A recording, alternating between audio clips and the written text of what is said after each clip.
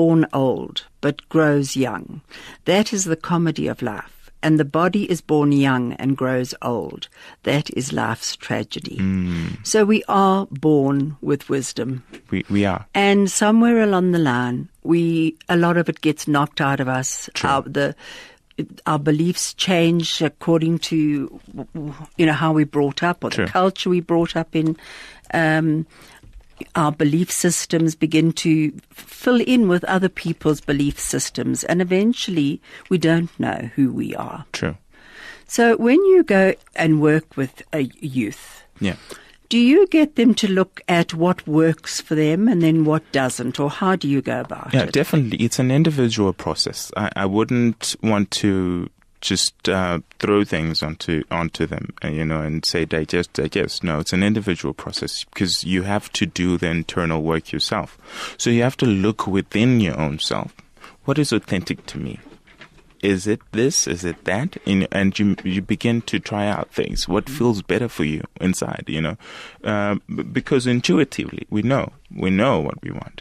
But somehow along the way, trying to meet those roles and trying to fit in and be accepted, especially for youth, it's big to be accepted.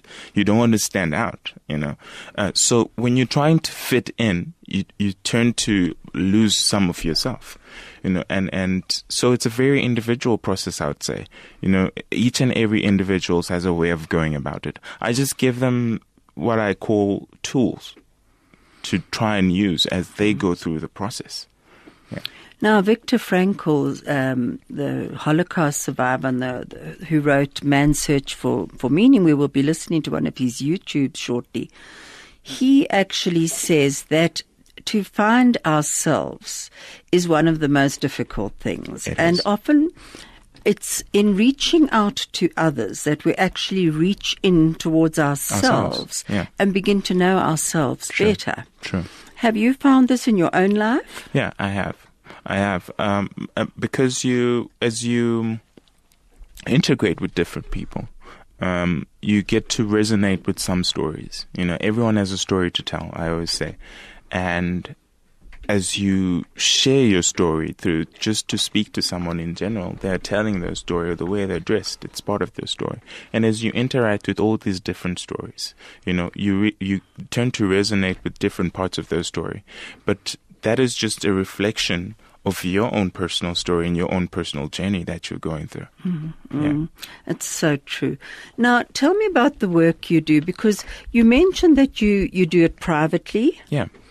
And if people want to get hold of you, we'll give your number out shortly, and they can make a private appointment with you. Yeah. But you also work with schools. Yes. Recently, I just started working with schools, and I have a couple of invites before the end of the year, and I just go to schools and teach them basically how to be more emotionally aware. We're going to be listening shortly to Viktor Frankl. We're just going to be breaking for that. The lesson one could learn in Auschwitz and in other concentration camps in the final analysis was those who were oriented toward a meaning to be fulfilled by them in the future were most likely to survive. And this has been confirmed afterwards by American Navy and Army psychiatrists in Japanese prisoner of war camps, in North Korean prisoner of war camps, recently in North Vietnamese prisoner of war camps.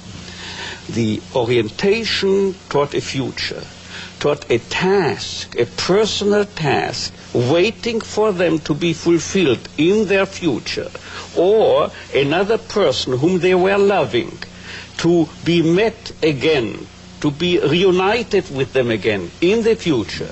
This was what was decisively upholding these people.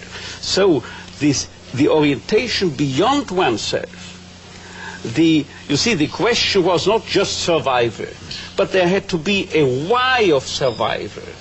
The question was survival for what, unless there was something or someone a person or a cause for whose sake to survive, there was survival scarcely possible. Most of us have never been in the concentration camp experience.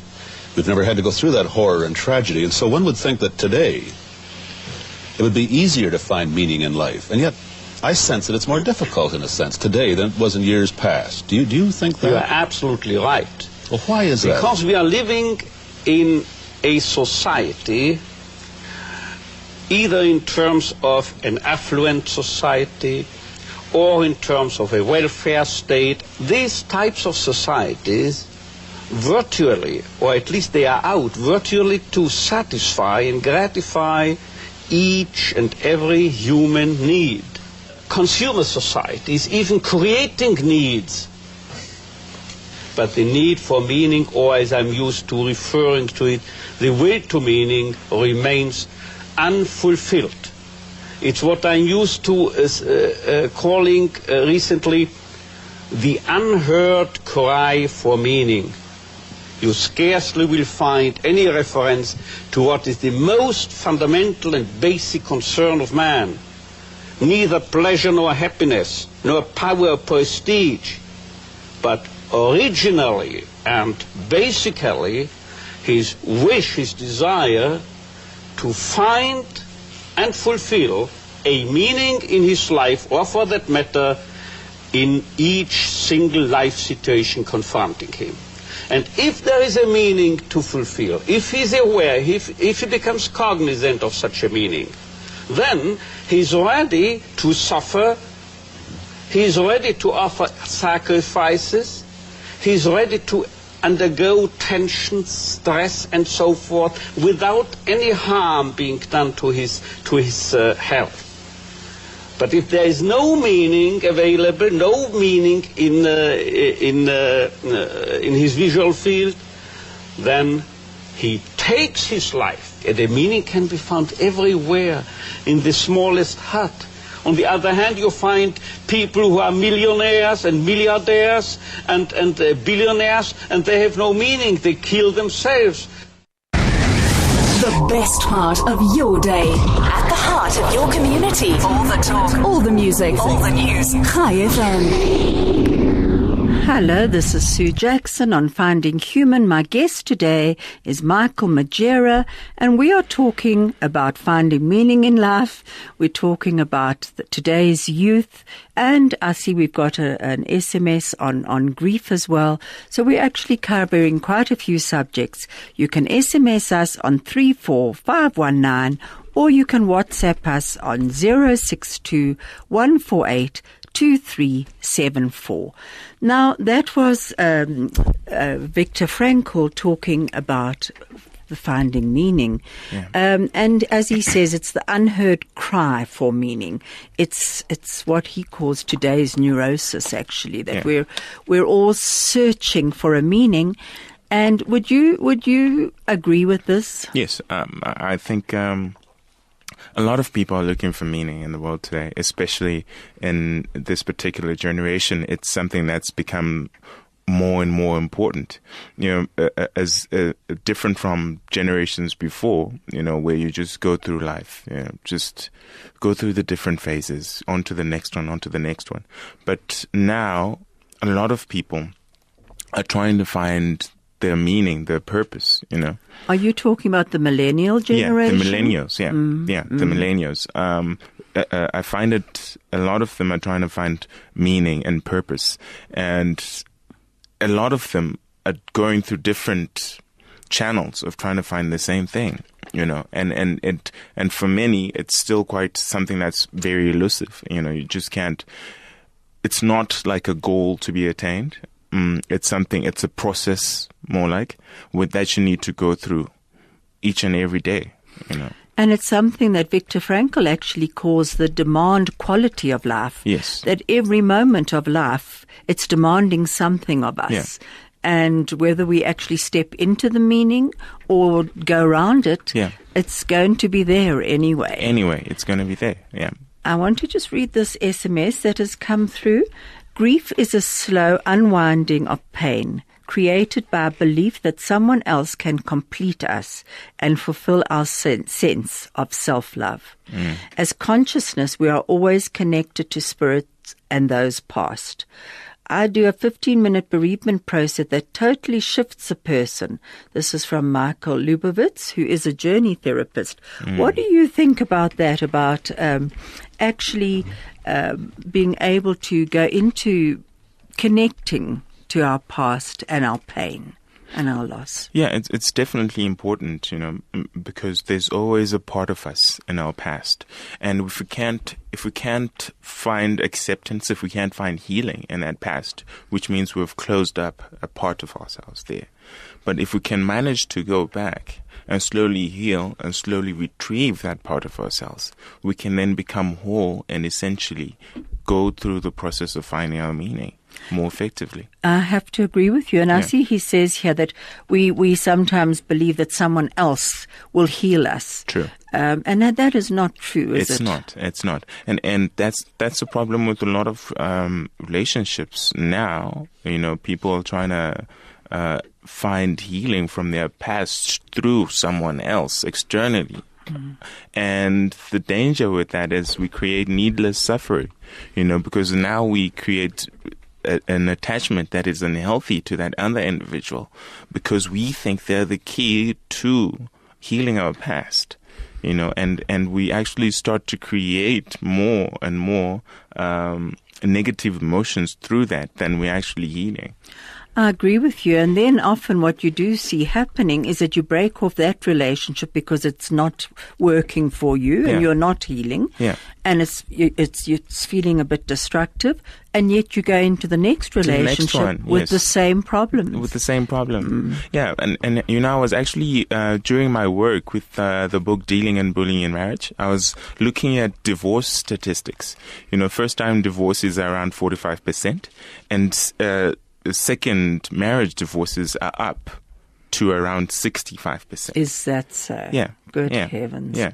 So it is because we're not looking at our own role. We're not looking at our own role. In what we need to change. True.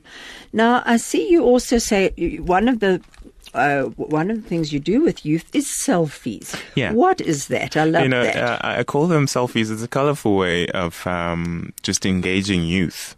Selfies are more of different parts of self-awareness. So it ranges from your self-image. Your self-image basically is who you see yourself as, or who people see you as. So it comes in 3 different levels. Firstly, it's who you see yourself as. Secondly, it's who others think you are. And lastly, it's who you think others think you are.